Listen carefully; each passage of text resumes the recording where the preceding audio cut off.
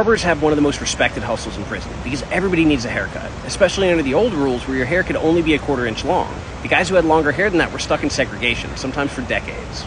The prisons were required to provide haircuts as part of the hygiene program, so they would hire barbers, but they weren't always the person you would want to cut your hair. They may not be clean, they may not take care of the equipment, or they may not know what they were doing. So a lot of times there were guys who did haircuts as a hustle.